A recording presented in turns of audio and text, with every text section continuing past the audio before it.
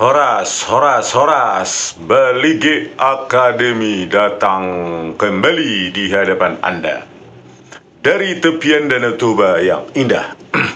Oke pemirsa ya, kita sebagai rakyat bisa ya memberikan masukan kepada presiden yang dipilih oleh ratusan juta rakyat ya, yang presiden incumbent saat ini yaitu Presiden Prabowo Subianto ya, pernah mengatakan bahwa dia akan kejar ya, seperti diberitakan oleh Tempo ini, Prabowo Subianto akan kejar koruptor hingga ke Antartika. Saya juga nggak tahu di mana Antartika itu, kutub utara atau kutub selatan ya, saya nggak tahu.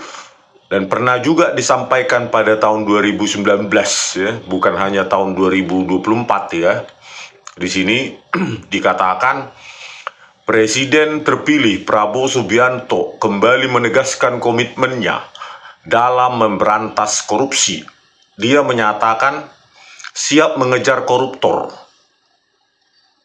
ya, hingga ke wilayah paling terpencil di dunia demi menegakkan keadilan dan memastikan tidak ada tempat aman bagi para koruptor di Indonesia. Ya, dia perbatimnya, kalaupun dia lari ke Antartika, aku kirim pasukan khusus untuk nyari mereka di Antartika, kata Ketua Umum Partai Gerindra tersebut saat memberikan sambutan penutupan rapat pimpinan nasional Partai Gerindra pada Sabtu 31 Agustus 2024 ya.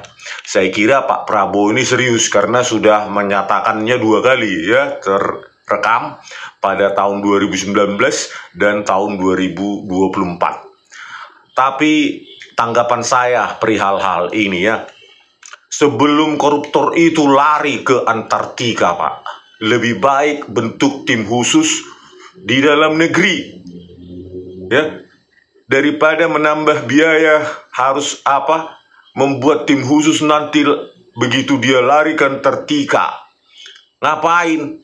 Biayanya terlalu besar, rakyat sekarang sedang banyak kelaparan. Bapak sendiri bilang 25% anak sekolah sekarang pergi ke sekolah dengan perut kelaparan. Jadi dihematlah itu Pak uangnya ya. Masukan saya, kenapa tidak Bapak periksa dulu, dimulai ya di jajaran Bapak sendiri ya, di kabinet Bapak sendiri. Kan Bapak mengatakan pernah ya di kampanye atau setelah jadi presiden, hukum yang tegas, udah presiden kayaknya ya, hukum yang tegas berarti hukum yang buta terhadap siapapun, baik ke atas maupun ke bawah, baik ke jajaran Bapak sendiri gitu loh. Dimulailah ini yang mengejar koruptor ini, orang-orang yang menjadi parasit negara.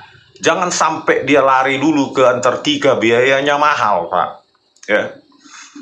Untuk membentuk tim khusus itu kan biayanya mahal sekali. Coba kita tengok Pak di jajaran Bapak ya. Di sini ada berita.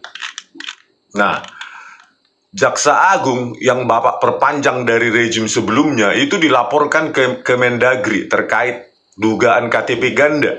Coba Bapak investigasi dulu ini kebenarannya bagaimana. Ini kan bagian, kalau benar ini bagian dari korupsi Pak ya. Data saja bisa diselewengkan, apalagi duit, kan begitu. Dan ini Bapak perpanjang lagi nih, Sanitiar Burhanuddin. Di sini dikatakan ya, dilaporkan Koalisi Masyarakat Penjaga Adiaksa ya. Di sini ada dikatakan, kami datang ke Kemendagri untuk menyampaikan laporan dugaan tentang Jaksa Agung yang memiliki informasi identitas berbeda-beda.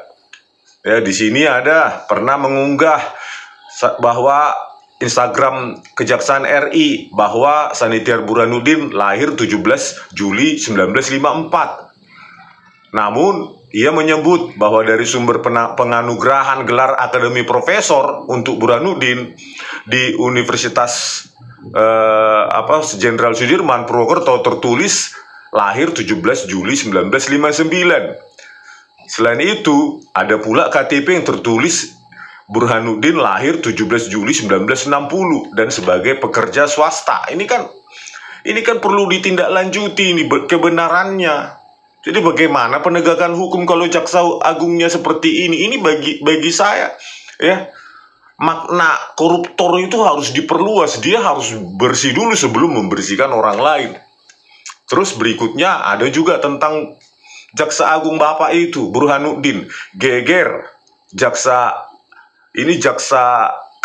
kepala kejaksaan tinggi Jawa Timur, ya, Mia Amiati, diduga jadi istri kedua jaksa agung. Bayangkan Pak, ya, kalau benar berarti dia dilantik, berarti Sanitiar Burhanuddin melantik istrinya sendiri sebagai jaksa agung, melantik istrinya sebagai kepala kejaksaan tinggi Jawa Timur, ya.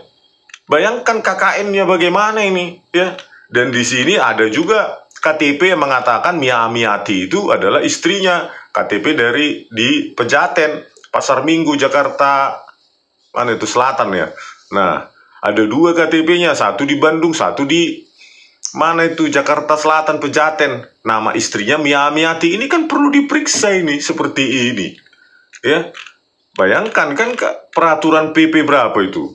45 tahun 90 kalau nggak salah, ya. Seorang wanita PNS dilarang untuk menjadi istri kedua, 3 dan 4. Nggak tahu ini, periksalah. Dimulailah dari jaksa agung Bapak dulu yang harus bersih. Aduh, bagaimana ini Pak Prabowo, ya, kok diperpanjang begini, banyak polemik, ya. Belum lagi pendidikannya. Rekam jejak pendidikan jaksa agung Burhanuddin ini, ada yang ngaku ini versi di mana ini? Instagram resmi Kejaksaan Agung, sarjana hukum Undip tahun 80, Magister Manajemen UI Jakarta tahun 2001, Doktor UI Jakarta tahun 2006. Itu di Instagram resmi. Selanjutnya ada juga versi lain. Ini versi buku tahunan Kejaksaan Agung tahun 2012. Ya, di situ dikatakan ini S1-nya mana ya? Ini S1-nya sarjana hukum Undip tahun 83, Magister Manajemen UI tahun 2001, doktornya Satyagama Jakarta tahun 2006. Dan ada versi lain lagi. Terus bagaimana ini Pak integritasnya? Nah, ini berikut jenjang kuliah, ini di versi rilisnya. S1 Universitas 17 Agustus di Semarang, S2 Sekolah Tinggi Manajemen Labora di DKI Jakarta, S3-nya di Universitas Satyagama di DKI Jakarta. Terus berarti bohong dong yang, ya, dia telah melakukan kebohongan dong di versi buku tahunan Kejaksaan Agung tahun 2012, ya. Di sini S2-nya dikatakan UI, S3-nya mana ini? S3-nya Satyagama, S2-nya UI. Aduh, terus S1-nya Undip. Ini di buku tahunan Kejaksaan Agung sebelum dia jadi jaksa agung. Jadi mana yang benar, ya? Udah bermasalah ini, KTP-nya, riwayat pendidikan, ya, kepala kejaksaan tinggi Mia Amiati, ya, di Jawa Timur, katanya istri keduanya. Aduh, bagaimana ini Pak Prabowo? Kan nggak boleh katanya. Terus KKN dong kalau itu istrinya, benar istrinya. Jaksa Agung melantik istri keduanya menjadi kepala Kejaksaan Tinggi Jawa Timur. Jadi masalah institusi negara jadi masalah kasur dong. Suami melantik istri. Ya, itu kan perlu dibenahi. Ngapain memperpanjang orang semacam ini? Cari yang bersih gitu loh Pak, yang jauh dari konflik. Kan kita mengelola negara ini bukan seperti keluarga, ya. Itu masih jaksa agung, ya. Kemudian bagaimana itu Pak dengan wakil menteri Bapak itu, ya, yang sekarang Bapak angkat? Dia kemarin sudah mundur karena ditersangkakan KPK, ya, Wamenkumham, ya, pada rejim sebelumnya. Terus Bapak angkat lagi. Jangan karena dia menjadi ahli di sidang MK sengketa Pilpres, jadi dia diangkat lagi. Padahal ini KPK ungkap Edi Hiaries terima suap 8 miliar. Ya, dan sprindiknya katanya tertahan di Deputi Penindakan KPK. Terus Bapak angkatlah dia jadi Wakil Menteri Hukum ini, Edi Hiaries. Mana hukum yang tegas itu, Pak? Janjinya kepada kami itu mana? Gitu loh. Katanya mau mengejar koruptor sampai ke Antartika. Mau dibentuk pasukan khusus. Mahal sekali, Pak. Ini aja, suruh aja Direktur Penindakan KPK untuk jangan ditahan itu sprindiknya Edi Hiaries. Kan beres. Biaya murah. Gitu loh. Nggak perlu pakai pasukan khusus. Rakyat sedang kelaparan sekarang. Ya. Bayar pajak 11%. Bakal 12%. Ini kan tinggal telepon aja Direktur Penindakan KPK. Lanjutkan itu. Jangan ketahan-tahan. Semuanya lanjutkan kalau ada. Kan gitu aja, walaupun menteri, wakil menteri, terserah, pokoknya lanjutkan. Terbukti dia kena suap, menerima suap, nyolong, sikat. Kan begitu, Pak. Kalau Indonesia ini mau jadi negara maju, kan inilah dia. 8 miliar, tertahan apanya di mana itu? Deputi Penindakan. Kok bisa ditahan orang ini? Kok aman sekali? Gitu loh. Aduh, gimana ini apa ini, Pak? Belum lagi ini, Pak. Menteri Bapak juga Erlangga, bagaimananya ini? Ya. Katanya isunya dia mundur dari Golkar, katanya ada apa? Isu korupsi minyak goreng. Ini Erlangga Hartanto. Terus bagaimana ini, Pak? Aduh, dimulailah bersih-bersih dari kabinet Bapak dulu lah, yang bersih. Bapak ngapain ngimpor menteri-menteri yang lama ke pemerintahan Bapak? Ya, khususnya inilah yang penegakan hukum ini, Kapolri dan Jaksa Agung. Biasanya di Indonesia pun kalau ganti presiden ya 90% ganti menterinya, terutama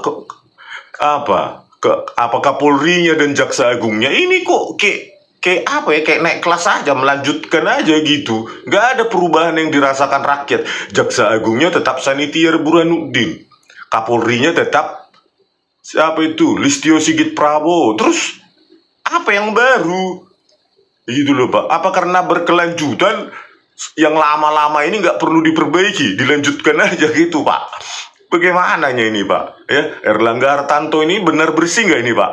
Kan publik harus tahu.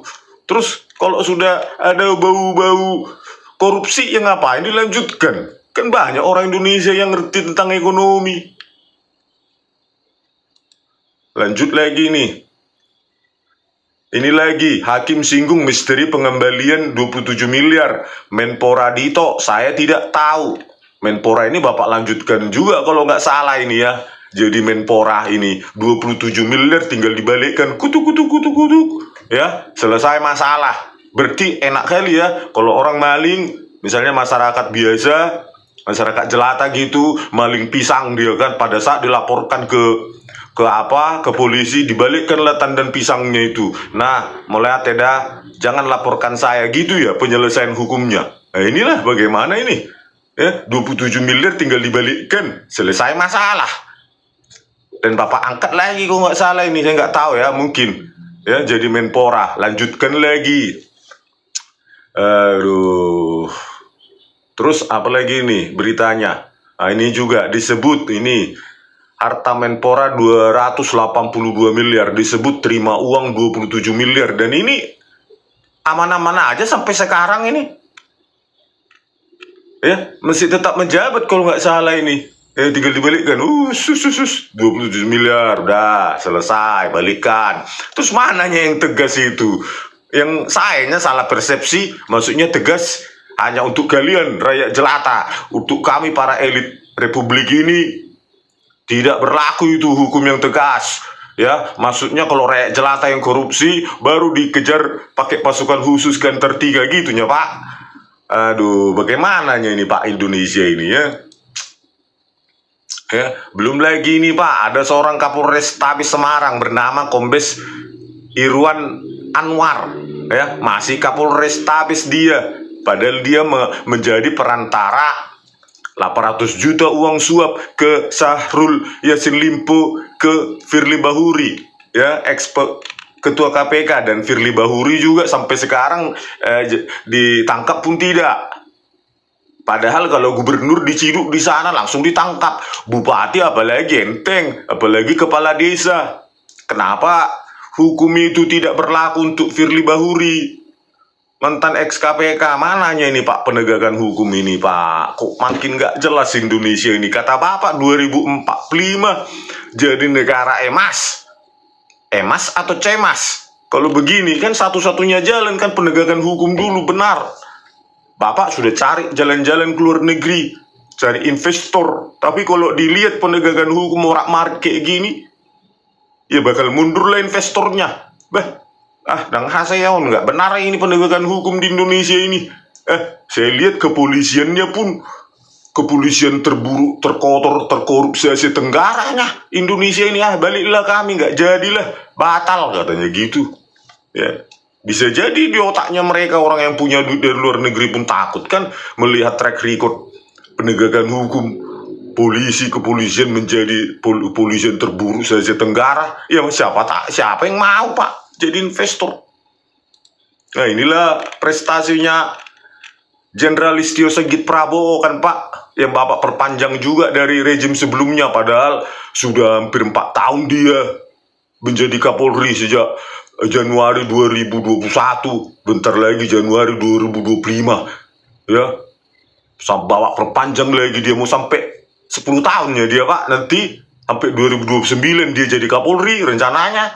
Kan nggak pernah dalam sejarah reformasi seperti itu kan, jabatan yang terlalu lama, apalagi dia punya wewenang hukum, menahan, memidana orang, punya senjata. Kalau terlalu lama apa nggak berbahaya Pak? Harusnya kan setahun saja cukup, ganti angkatan berikutnya. Ini kan tidak ada ajas keadilan bagi angkatan-angkatan Akpol yang di bawah dia atau di atas dia sebelumnya, nggak dapat apa. Tentu ada gesekan di dalam, ini kan tidak baik di dalam institusi mereka, ya. Inilah prestasinya Listio Sigit Prabowo, selain menempatkan kepolisian Republik Indonesia menjadi kepolisian terburuk Asia Tenggara, ya, nggak tahu Bapak tahu atau enggak itu, ya, Pak Prabowo. Inilah dia baru-baru ini, ya, menaikkan, mempromosikan jabatan 6 perwira polisi, anak buah Sambo yang merekayasa kasus.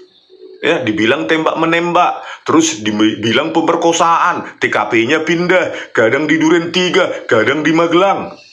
Inilah rekayasa mereka, dan dinaikkan jabatan oleh Listio Sigit Prabowo ini ke 6 orang ini. Ya, bayangkanlah itu Pak.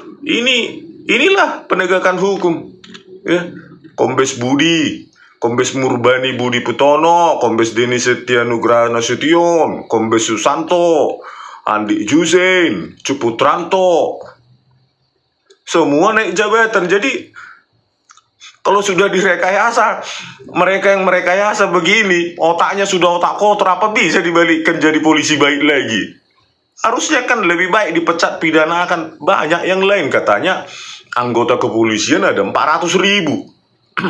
Kehilangan 6 orang ini kenapa rupanya? Memangnya langsung bubar institusi kepolisian? Kan banyak yang lebih baik dari orang ini yang tidak otak rekayasa. Inilah, sudah rekayasa pun tetap aja naik jabatan. Ya silahkan aja, ya, Polda Polres silahkan, nanti kalian rekayasa kasus, nanti di demosi aja nanti 1-3 tahun, setelah itu jadi jenderal juga. Ya, ini ini jadi jenderal kok nggak salah ini. Ini jadi brigjen kok nggak salah ini. Dari kombes jadi brigjen. Terus ini yang paling penting Bapak tahu, ya. Bapak kenal yang namanya Krisnamurti, Irjen sekarang. Ya, dialah Direktur Reskrimum Polda Metro Jaya tahun 2016 bersama Kapoldanya Tito Karnavian, Mendagrinya Bapak saat ini. Mereka dua lah otak rekayasa video CCTV Jessica Kumala Wongso. Ini orang ini. Ya, saya punya 37 bukti ilmiah. Mereka menggunakan ahli forensik digital penipu Muhammad Noel Azhar dan Christopher Harimandrianto. Untuk apa Jessica direkayasakan, Pak? Pertanyaan sederhana. Mungkin Bapak awam. Ya, untuk meningkatkan prestasinya. Ya, Apalagi dulu media atensi nasionalnya tinggi. Nah, bagaimana Tito Karnavian ini ingin naik pangkat menjadi Kapolri tahun 2016. Direkayasalah barang bukti digital video CCTV ini. Supaya dibuatlah animasi, ya, menggaruk-garuk, menaruh racun, segala macam, Pak. Itulah Tito Karnavian dan Krisnamurti, Pak. Tito Karnavian Menteri Dalam Negeri, Krisnamurti Irjen sekarang bintang 2 Kepala Divisi Hubungan Internasional. Inilah penegakan hukum macam apa lah kayak gini. Orang yang merekayasa malah mendapat jabatan. Ya, terutama yang masih aktif ini. Krisnamurti Irjen dan Muhammad Anwar Azhar Kombes Pol. Ya. Pangkatnya tinggi itu di Pusat Laboratorium Forensik Komputer Forensik Bareskrim Polri. Ini Pak sudah ditayangkan di Ayo Bandung dan Ayo Jakarta, Pak, ya. Dan sudah saya kupas habis itu 37 bukti ilmiah dan saya laporkan ke Dumas Presisi. 37 bukti ilmiah ini 6 kali ke Dumas Presisinya Listio Sigit Prabowo, tapi ditolak. Dibalas hanya tidak berkadar pengawasan. Padahal anggarannya nanti 126 triliun kepolisian tahun 2025. Tapi ketika publik membongkar rekayasa yang dilakukan oleh anggota polisinya, ya, anggota polisinya sendiri, apalagi yang Kombes Jenderal, langsung tumpul otaknya Listio Sigit Prabowo. Tidak ada lagi itu otaknya, keberaniannya tumpul. Makanya Pak, ya, pesan kami, janganlah bentuk pasukan khusus untuk mengejar ke Antartika. Mulailah dari kabinet Bapak. Bersihkan itu Jaksa Agung, Kapolri, ganti, Pak. Yang tanpa polemik, ya, yang berprestasi, yang bersih. Gitu loh. Jangan karena kedekatan, ya, ngangkat-ngangkat kopernya jadi asisten pribadinya, atau kedekatan waktu dia wali kota gitu kan. Jangan gitu, Pak. Itu akan berdampak pada masyarakat, pasti prestasinya nol, ya. Apalah, pilihlah untuk rakyat yang terbaik gitu loh Pak, terutama Jaksa Agung, Kepala Kepolisian itu 2 dulu itu Pak, langsung ganti sekarang juga, karena tanpa itu ya Bapak tahu sendirilah bagaimana penegakan hukum semacam ini, ya. Kalau Jaksa Agungnya aja KTP-nya berpolemik, ya, ganda gitu loh. Kan harus diperiksa itu, kalau benar ya langsung Bapak antarkan dia ke penjara itu. Bagaimana Anda Jaksa Agung KTP-mu aja 2, ya? Terus berarti kalau benar itu KTP-mu 2, nama istrimu Imia Amiati, terus kau angkat dia jadi Kepala Kejaksaan Tinggi Jawa Timur. Kau kiranya kekeluargaan di Indonesia ini kan gitu, Pak, antarkan langsung gitu loh Pak. Terus ini Pak, juga Kapolri ganti juga, bagaimana polisi kotor malah diangkat jadi naik jabatan, terus dibiarkan juga ini polisi-polisi perekayasa barang bukti digital, ya, Tito Karnavian, Krisnamurti dan Muhammad Anwar Azhar, ribet aja Pak. Sekalinya hidup, apalagi Bapak kan sudah mendekati menjelang usia kan. Jadi satu-satunya adalah cita-citanya adalah mengubah Indonesia ini supaya tercapai 2045 ini Indonesia emas. Satu-satunya jalan ini Pak, penegakan hukum. Nggak ada mimpi-mimpi yang lain itu. Nol itu mimpi-mimpi itu kalau penegakan hukum kayak gini. Ya, Kapolres Tabis Semarang malah jadi makelar uang suap 800 juta. Udah gitu LHKPN-nya pun nggak jujur. Ada rumahnya di belakang kompleks kantor wali kota Jakarta Selatan, tapi tidak dimasukkan ke LHKPN. Ya, Kombes Irwan Anwar itu. Belum juga penyesatan publik. Dia bilang penembakan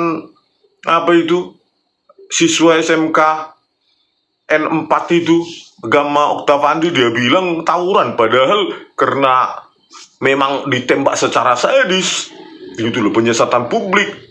Katanya terlibat tawuran, padahal tidak ada, disangkal oleh Propam Jateng kan. Bagaimana orang-orang kayak gitu bisa mengantarkan kita ke Indonesia, Mas? Ya, Mas apa masalahnya? Ya, kalau Mas palsu, Ini bagaimana Pak? Nggak bakal kita sampai ke Indonesia Emas. Benahilah Pak dari kedua orang ini. Jaksa Agung langsung ganti, Kapolri ganti. Oke Pak, terima kasih. Salam dari saya, rakyat jelata dari tepian Danau Toba yang indah. Horas.